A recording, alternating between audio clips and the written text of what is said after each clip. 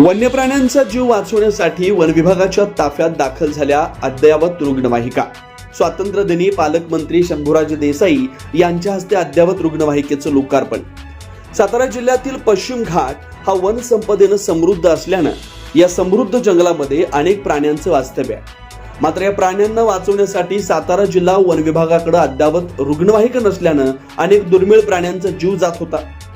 आता मात्र या प्राण्यांचा जीव वाचवण्यासाठी सातारच्या वन विभागात अद्ययावत अशा वन्य प्राण्यांसाठी रुग्णवाहिका दाखल झाल्यात। या रुग्णवाहिकेचं लोकार्पण सातारचे पालकमंत्री शंभूराजे देसाई यांच्या हस्ते स्वातंत्र्य दिनाच्या दिवशी करण्यात आलं। साताऱ्यातील कोयना अभयारण्याच्या वनक्षेत्रामध्ये मोठ्या प्रमाणात प्राणी आढळतात।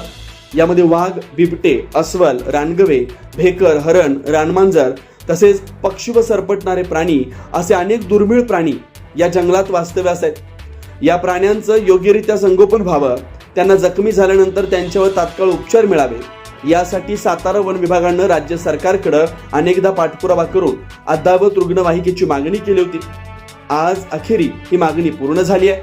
सातारच्या वन विभागाच्या ताफ्यात अद्ययावत अशा रुग्णवाहिका दाखल झाल्यात। या रुग्णवाहिकेच्या माध्यमातून आता जंगलातील प्राण्यांचे जीव वाचवणं सोपं होणार आहे।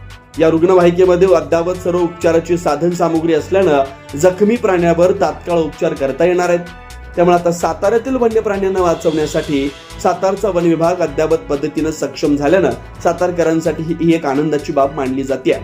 वन्यप्रेमी नागरिकांनी देखील या गोष्टीचं स्वागत केलंय।